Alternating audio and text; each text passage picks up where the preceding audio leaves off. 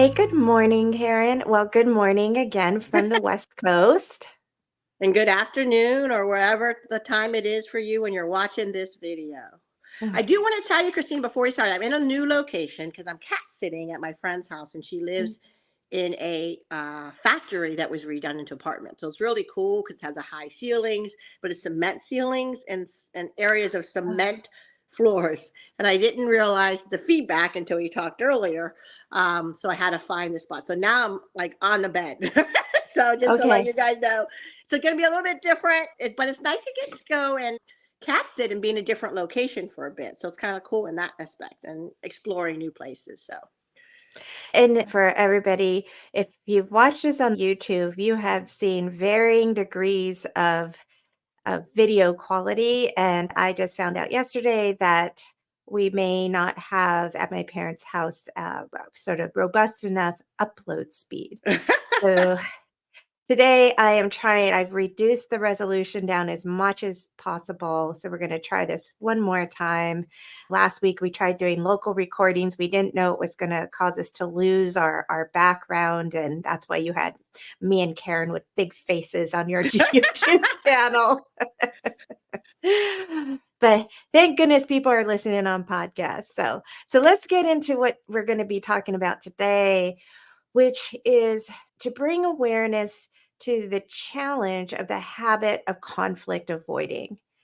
Because this topic comes up really frequently for me as a therapist, because I do a lot of couples counseling, some family work, and then I also work with people in the work environment. And so there's issues about discomfort with conflict, and then people feel a lot of anxiety or frustration with how they observe themselves trying to cope with this discomfort. and And for Karen, I would and imagine you too, right? Yeah, Have I that. think I've lived a life of conflict avoidance because I've always wanted to seek harmony. It's part of my um, strength finders is harmony, but also I think in my family we've always seek harmony outside of the house. I would say, and so I feel like I lived a whole life of conflict avoidance until I started to work on it, right, and understand how it was not helping me in the workplace, and brought me more stress and anxiety and also fed my imposter syndrome. And so I'm so glad that we're talking about this. And I have clients who do this now too, because it's just easy as a human state to want to avoid conflict because I want to defend myself, and to defend is to avoid. That's a stance, right? So It's avoidance flight. is It's flight, oh, flight, yeah. So it's right? flight, exactly. And so I knew just my human, the way I was wired is that I tend to run away. Mm, And mm. but sometimes I get caught and I have to deal with the conflict. I don't know if caught is the right word, but sometimes you have to deal with it because it's right in front of you and you need to say something. But until I started to work on it, I was able to deal with it because I was able to exploring the word, what's behind it, how do we avoid it, what does it mean? And so that's what I'm excited to share because this is the stuff that really helps your clients, helps me in the past, and was helping my clients today to not make this such a gripping part of my life, right? That creating so much stress. But I was able to live more joyfully because I'm not looking for conflict, right? I'm actually just entering very differently into my life and conversations. I'm entering very differently now. You mean you're not seeing everything as conflict, Yeah, not that you're not looking for it because you're avoiding it. right. I'm not. I'm glad you clarified. This is why we do so well together, right? Because even when we have our own conversations, you always clarify for me because that's the way you do it. And yes, that's true. Because for me, I would go in thinking it's going to be a conflict because my brain is wired because everything it's sensing is saying conflict, conflict, conflict, yikes. And so let's just get right into it. Well, and as you can see, everybody, if you're listening, Karen has a lot of energy around this because this is such a big topic that all of us have dealt with our entire lives Yes. since we were children, whether it was kids in school, on the playground, your teachers, your siblings, and then you get older, and it might be in college and your work environment, your partners. This really is a lifelong habit. But As you've seen in the past, when we have a big topic, we do tend to break it up into multiple episodes because we want to do a deep dive. So, in this episode, what we're really going to be focusing on primarily is just awareness, to be aware that you're conflict avoiding. Because some people, if they have a value around harmony, may not even recognize that they're avoiding conflict because their identity is around, oh, I'm an easygoing person. I just go with the flow. And they're not really recognizing that they're avoiding conflict. So the first thing that we want to talk about today is, first of all, let's come to a common definition. We're going to do a little bit of a narrow definition. Conflict is a spectrum.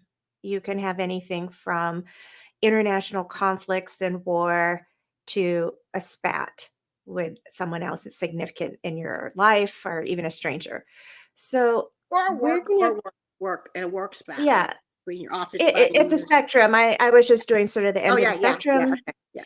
So we're not going to be talking about some bigger, gnarlier conflicts. We're really going to be focusing more on the types of conflicts you're going to have day to day living your human life. The first thing I want to use as part of a definition is we tend to perceive conflict when there is a sense that there's a winner and a loser.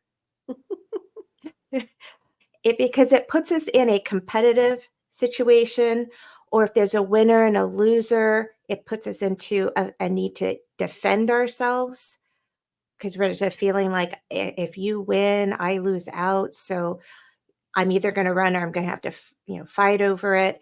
It might be a situation where you can sense you need to communicate something or you have something you need to share about yourself, and you're sensing in the other person they're immovable, they're unpersuadable.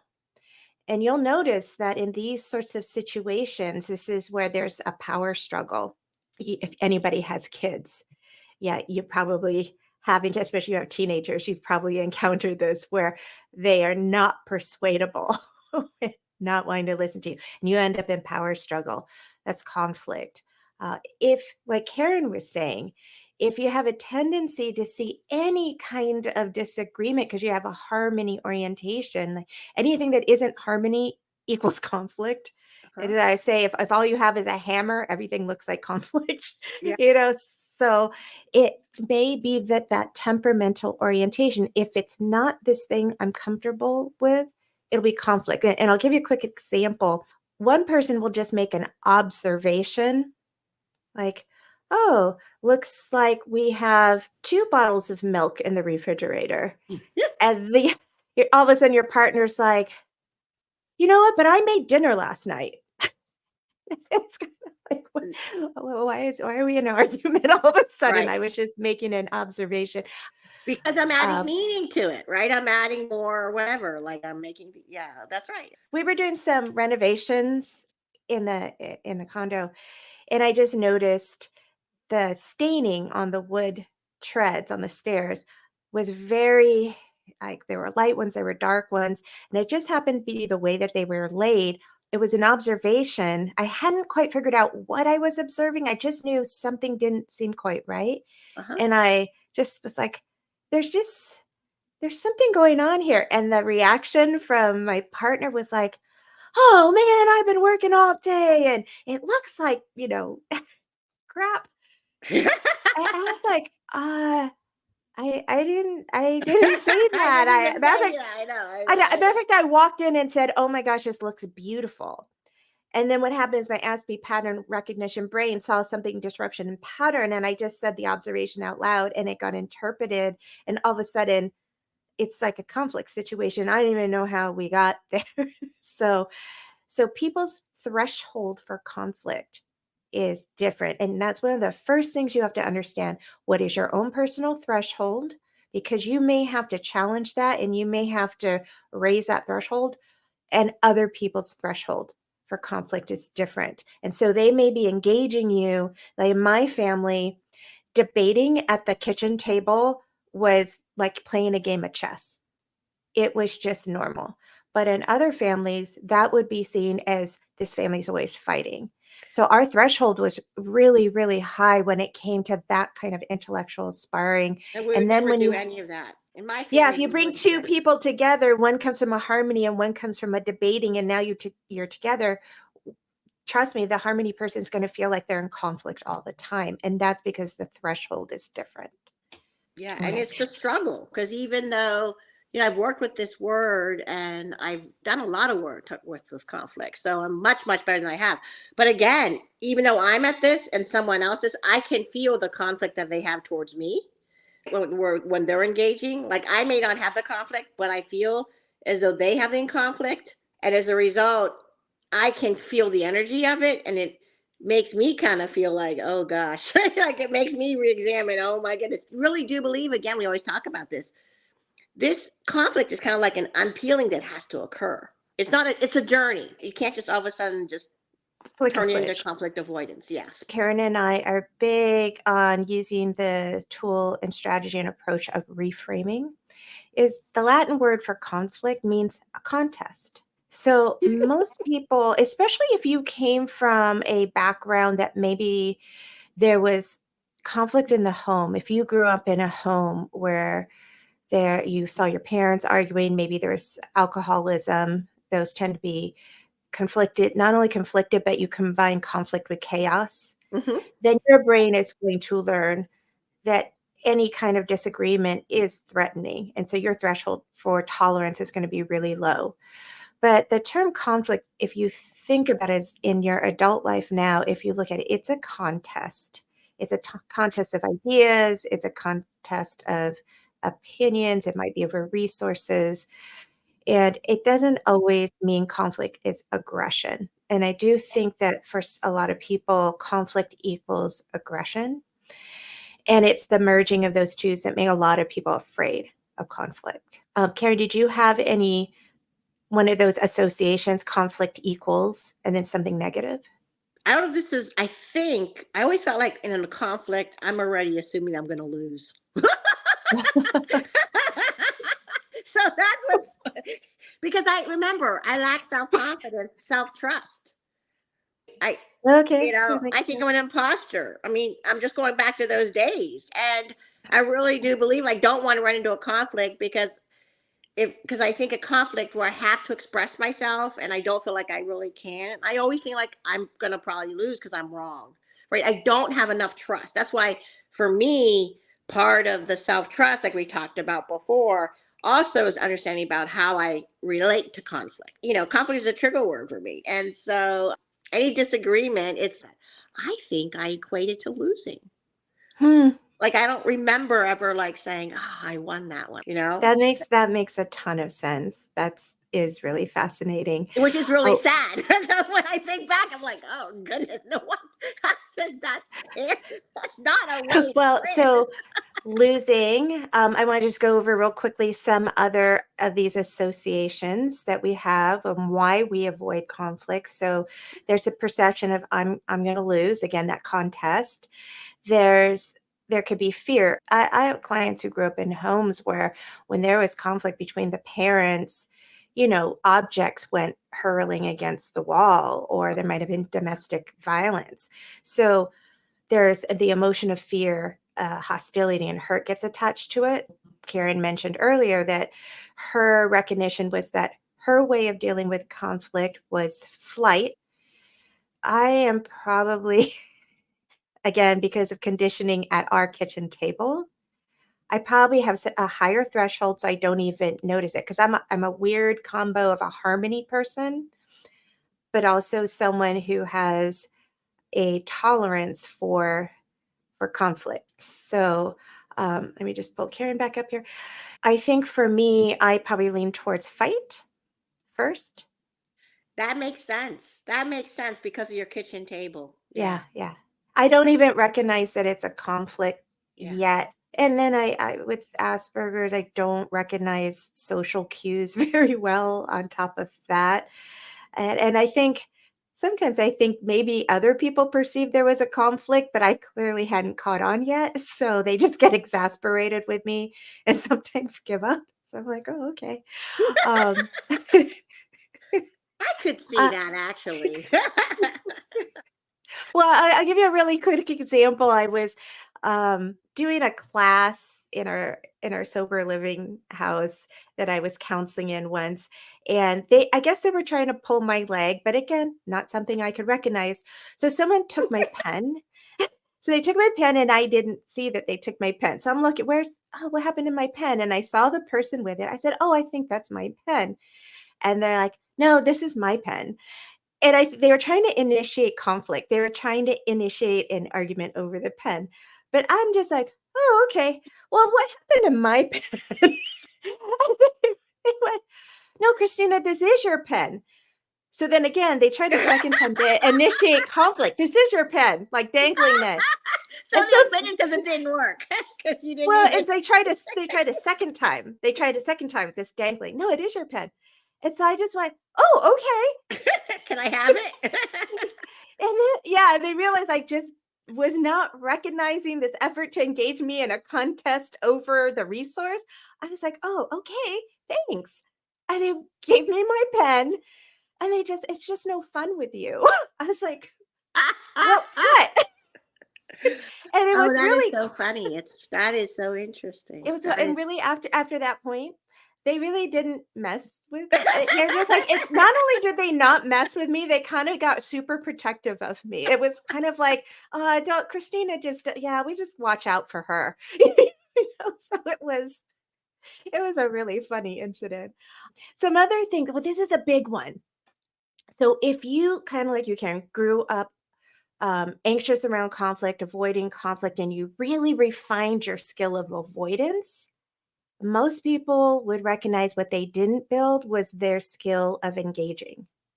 They know they don't have this skill, and so they continue to use the skill that they have, which is avoidance. Because you said it's perfectly fine to avoid conflict at times.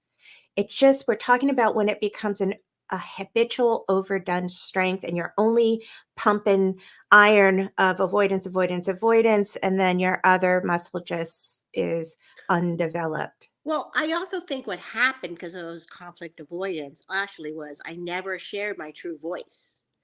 My authenticity was not there. And as I look back, that was part of it, right? Is when you're conflict avoidance, I don't even share my opinion. Because that might provoke a conflict or a disagreement. Yeah, and also, I don't have confidence in my opinion too. So it's interesting because as we talk now, I'm like, even some more light bulbs are going out as we talk through this.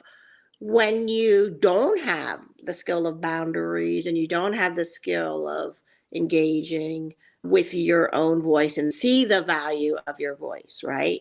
Because I think I would engage if I felt like I had a chance. Remember, I told you earlier with elders, my parents always tell me elders know more. Mhm. Always respect your elders. Whatever they say is true. Teachers, anything with authority. I would never question anybody, right? Like you're okay, like my brothers, maybe if there's a conflict with the power dynamic, I just back down. Not worth it. And that's But is it a common for a lot of conflict though? That's people. what's the interesting. What is the what's the root of the conflict? I think that's the whole point. Like, is it because I'm afraid to share, or is there really a conflict? This is this idea of there's a different threat. Everybody's got their own threshold that they have to identify. Yeah. And then the question you should be asking is that threshold serving me? Because if it's not serving you, if it then results in you not having a voice, if it contributes to not feeling confident, and this is the big one for me is that when you're always avoiding conflict and you're not speaking your truth, Yeah. you start to lose credibility. And Yeah. is it worth avoiding conflict to lose credibility? So, and we're going to go a little bit more into the consequences of it, but we'll just because of what you said, we'll touch on it.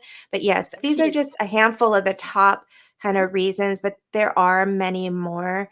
But these are ones that we see, 80% of the time are the issues.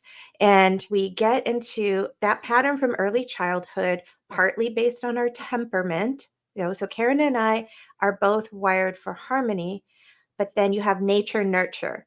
So in Karen's environment, you had some cultural norms around respecting elders, you just trust what they say. And in my home, it was challenge everything.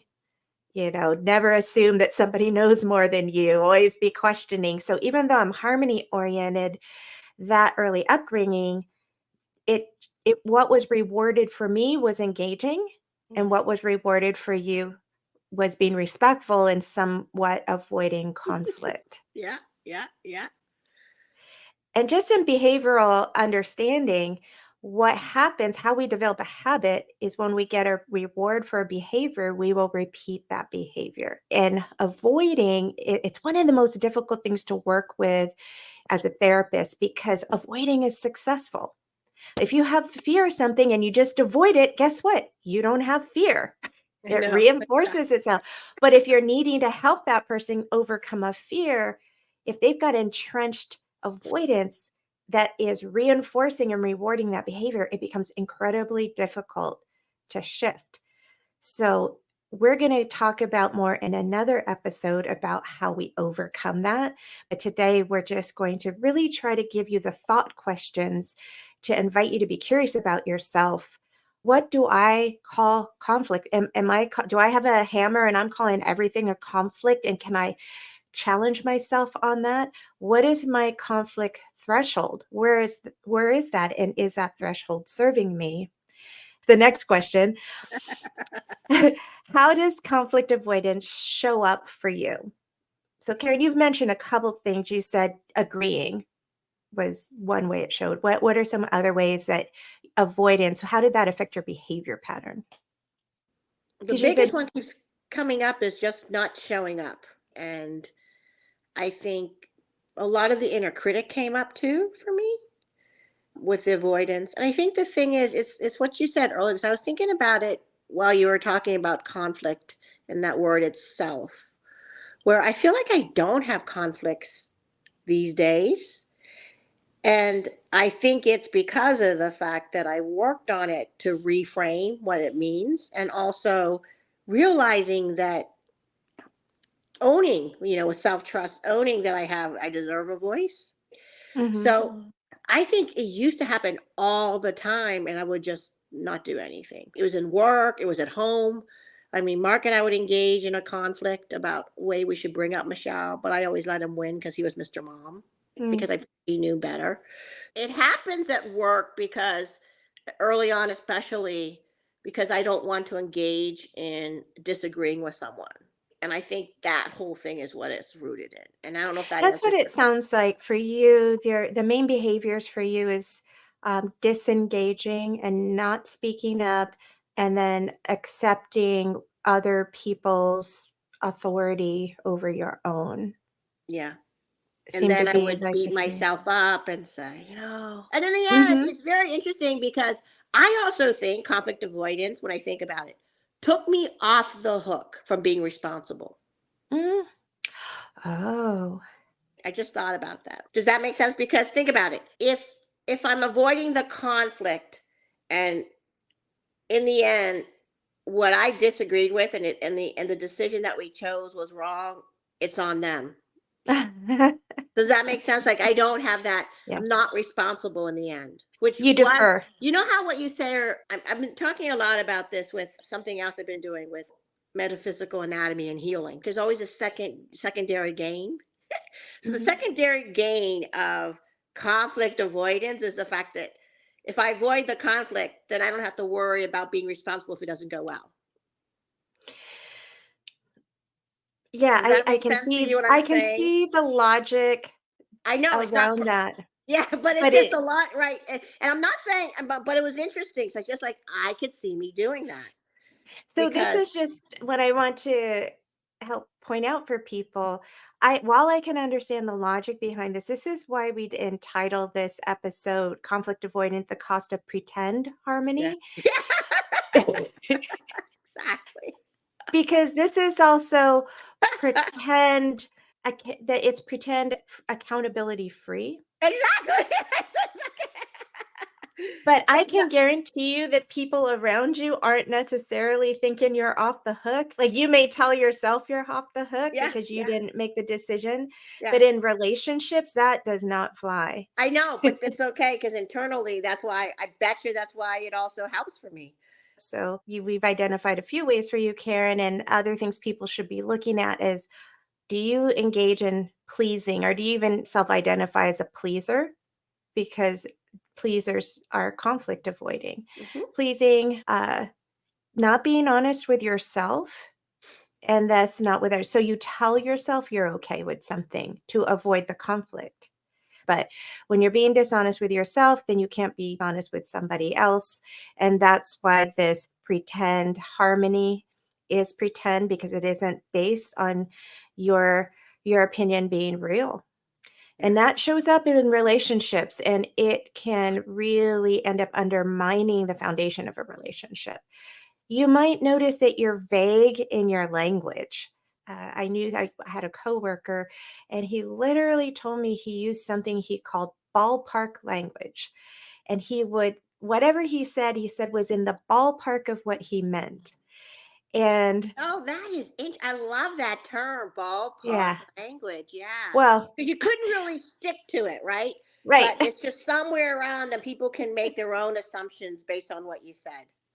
Either they can make their own assumptions and you're not responsible for what assumptions they make, or if he did see a reaction that wasn't in the right direction, he'd say, "No, but I meant X," and he'd throw it in another part of the ballpark. Oh, okay. Which for me, because I'm so black and white concrete, I was just like, "Wait, you said X, but now why? They're not the same thing. How?" And that's when he said, "Oh, well, I was using ballpark language." So I Okay. was like, "What?" But that's a great way for conflict avoidance. I love that. Well, I don't love that. I'm just Okay, saying we're that not that's here to promote yeah, I strategies know. for I didn't take conflict that. avoidance, Pretend I didn't say that. Oops. but we are inviting you to look, do I have this habit of vagueness of language, indecisiveness? And what Karen was just saying, well, I kind of don't participate in decision making, then it's on other people. Or you're indecisive because you're saying, well, what would you like? And a sort of a habit of always asking other people. And you know this because what happens is people will forget to come back and ask you, and then you don't have to even worry about, "Oh, if I wanted something else, then I would have to say it." You just really hyper focus on the other person and say, "Well, I don't really know. I don't really have an opinion. I don't really know what I think about this." Just this indecisiveness that by the time you're an adult, it may actually just feel like indecisiveness. You may have lost the connection to its roots in conflict avoidance from earlier on. That's why we want to give you these behavior patterns so you can stop and ask yourself, shoot, do I am I compliant? Do I engage in pleasing? Do I tend to uh, be indecisive or vague language? And then the last one, I call it the passive aggressive backlash.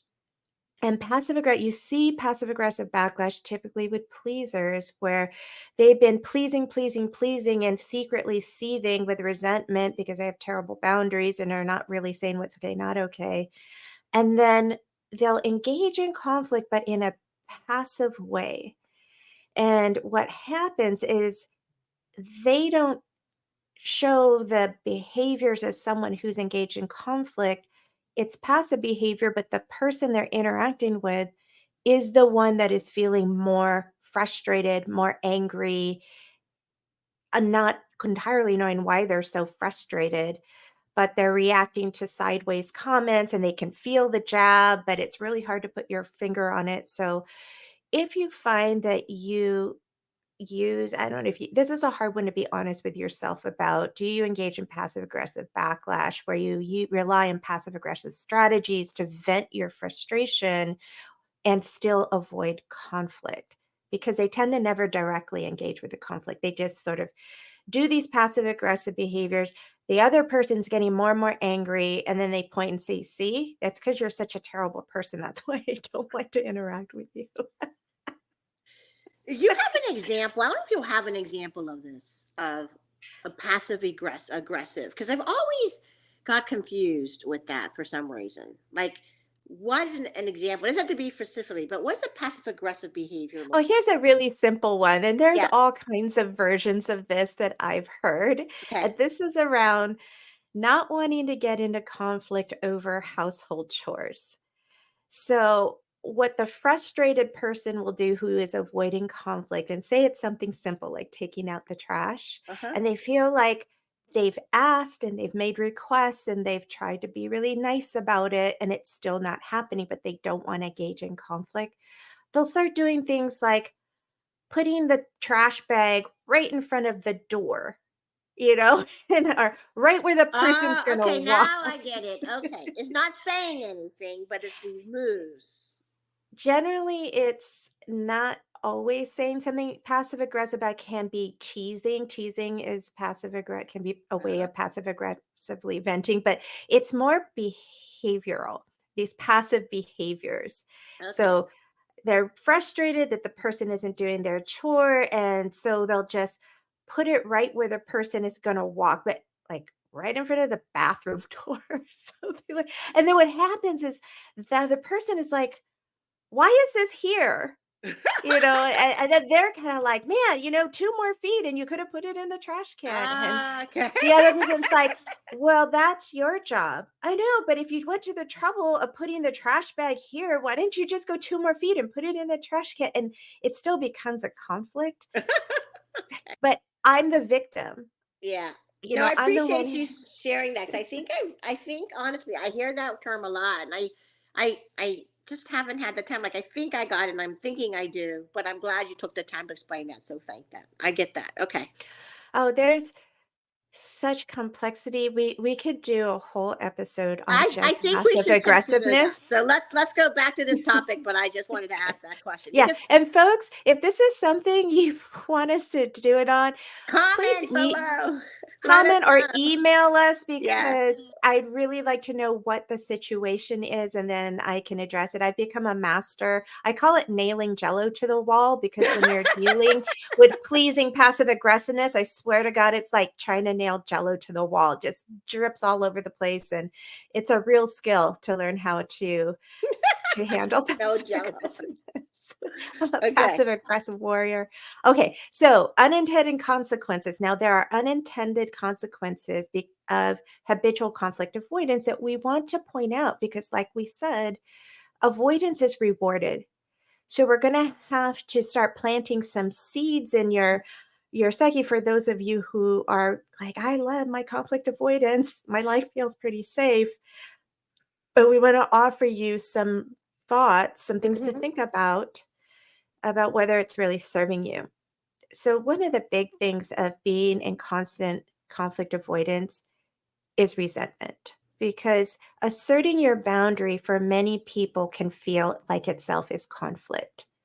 So, if conflict avoidance has been your strategy, you've probably also not real great with your boundaries. And when we talked about resentment is the emotion that arises when you are not having effective boundaries. Another thing that can arise is just anxiety and depression with conflict avoidance, because if you're avoiding because the thing is scary, so there's anxiety. And then there's depression because it feels like I'm always losing, to use Karen's example. Does that make sense to you, Karen? Yeah. Yeah. Yeah. Yeah. Yeah. And then I mentioned loss of credibility, and this really shows up in partnerships where there's a partner who's really conflict avoiding. So they're doing pleasing behaviors. They're saying yes to a But they request, and then they don't do it. They wanted to avoid the conflict of the conversation, but they engage in behavior. They didn't want to do it, so they're just still not going to do it. They're just avoiding the conflict piece of it. And then what happens to the partner when that happens as a habit is you lose credibility. You become someone that your partner doesn't understand why you say yes. And the way they perceive it is you just say yes and you don't follow through. yeah, and They you're don't not perceive it dependable. as you're Not avoiding conflict. dependable. Yeah. Exactly. Yeah, they're not perceiving it as avoiding conflict. They're seeing it as poor follow through. And I don't know if people who struggle with this, if you put that together. And then it can be very isolating when are using conflict avoidance habitually because it requires you to repress your awareness of your own needs, Yeah. wants, and preferences. Yeah. So, does that sound familiar to you, That sounds Karen? familiar. And the other part about the loss of credibility, I'm seeing mount me up. I remember Mark doing that. He kind of avoided. I asked him to do something, and he still has not done that yet. Karen. Mark my husband like, I'm going to ask him, are you conflict avoiding me? Oh, that, yeah. So for you, the audience, maybe you're a little more like me and you're more direct, and it never occurred to you that maybe some of what you're encountering in a relationship or a partnership or your friend, your sibling, is that they're conflict avoiding. Yeah. And so you can go and ask these questions like, how do you feel about conflict? Is this what's been going on? Yeah. I've been feeling frustrated. And then Karen mentioned self-trust, that as her self-trust grew, her fear of conflict went down, because one of the unintended consequences is that we will self-betray all the time when we choose to avoid instead of standing up and showing up for ourselves. Yeah. So if you add all these things up, then you can It's kind of just come this, up with, you got to address this, is what it's trying to yeah, tell you, because I yeah, think this is one of the keys. I think this is one of the keys to really having a better version of yourself, or living in much more joy or something, because that's the authenticity we always talk about. Christina, you and I always talk about on this, and that's what hopefully everybody is seeking too, is that trying to be your real self, so you're really just one, right? And you don't have these internal dissonance, but we all will have the dissonance that tells us that something's not right, and that's the beauty of yes. it. Okay, is there anything that we can share for them to start to break this habit? Yeah. So what we're going to do, just to wrap this up, is we're going to focus on just some foundational aspects that we've already covered in our prior episodes. So you can go back and watch the episodes on self-trust and imposter syndrome. But in an upcoming episode, we're going to go much more into a deep dive on real pragmatic skills to develop. But for now, if you want to start breaking this habit, we first want you to go through the thought questions we've laid out today, and then start preparing for making the shift. So this would be the preparation for change. And that is identify your values around honesty and authenticity. That can be really powerful. You may not have even realized, a lot of people who are conflict avoiding and pleasing will see themselves as identity as wanting to be authentic and honest in the world. So if you have that value, you can create useful dissonance in yourself. I have a value around being honest. When I'm avoiding, I'm not being honest. Now we've got some really healthy dissonance going on to help motivate. So that friction, I just learned this recently, that kind of friction moving towards actually will help your brain release dopamine to Huh? motivate action forward. So creating dissonance around values. You have to cultivate that courage. And remember, in case you didn't see in another episode, so courage, it comes from the Latin word for heart, and it means to have heart and take action in the face of fear. So I To take love a I step love that into it, definition. right? It's the whole point of it is we're always going to have a sense of fear, right? And the Yes, question is to step into it despite it, because the first step will be the hardest step. absolutely. That habit of avoidance, it's hardwired in your limbic brain, where it's oriented to fight, flight, freeze. So some of us temperamentally lean towards flight, Mm-hmm. and Mm-hmm. that's where it's going to take a pause. You're going to have to just learn a skill to feel the discomfort and then just stay with the discomfort without going in any direction for initially. So this is one of the foundational mindfulness-based skills, which is to bring awareness, notice discomfort, and then stay. I'm going to put a link down in this one for an amazing Audible by Pema Chodron, who's an American Buddhist monk, and it's called Getting Unstuck. And the way you get unstuck is to learn to stay in the discomfort, because it's that habitual getting out of discomfort, which is why you're stuck in the patterns you're in. You have to learn to stay in the discomfort, breathe, and then be able to make a different choice, use that friction. And then you'll have to practice skills, and we'll go into skills next time. But people avoid conflict because they don't have the skills. Like, I don't know, Karen, can you name one skill that maybe you've learned over the years, which is what's helped you be a little more comfortable with engaging? I think it's what you just said a little bit. I just wanted to be more curious about it. So one of the skills that I was able to really allow me again is when I started to just that the world doesn't revolve around me concept, and that I could just use curiosity just to understand better, using that explore and curiosity. I think that Mm-hmm. helped me to explore conflict more, because it's more about them, or what's going on, from what's their opinion, what's their perspective, right? And exploring that, and stepping into that discomfort and getting over myself, right? Mm-hmm. And I think that was the whole thing, because the conflict that I perceived, it was what was stopping me from engaging, instead of just realizing it's not about me, it's between two of us at least, right? Yes. And so it's about the curiosity about what are they going to say, and if I could make that at a higher level than where I'm what I think might happen, like having no expectations, it helped me better. Does that make sense? I'm not sure what you mean by a higher level. So when I say a higher level, I mean when I could realize I'm more interested in what they have to say before I think about the conflict. You So prioritize curiosity yeah, over over. my uncomfortableness, or my Yes. definition. Oh my God, we're going to get into a fight over this, or my perceived fight, my perceived that this is going to be a conflict. I mean, I don't even know if it's going to I be a like. conflict. I don't even know if it's going to be a common conflict. I already defined it as a conflict. And so what I have to realize, it's more curious to look to see where they're coming from, right? Because I love that person, or I want to hear it because I respect that person. And so I think when I can let that overcome that danger, internal Yeah, so danger. curiosity has become a core value for you, Yes. and then Yeah. you are prioritizing sort of these higher order values, things like are meaningful, authenticity, curiosity. Why I call them higher order is your limbic brain has a certain survival base level, Hmm. safety, Yeah. food, shelter, Yeah. and it's starting to prioritize your actions around higher order values like Exactly. curiosity, honesty, and authenticity. Okay. Yeah. And then the last thing we would say as you're preparing for this shift is cultivating resilience. And resilience is your ability to bounce back from an adverse experience or from discomfort.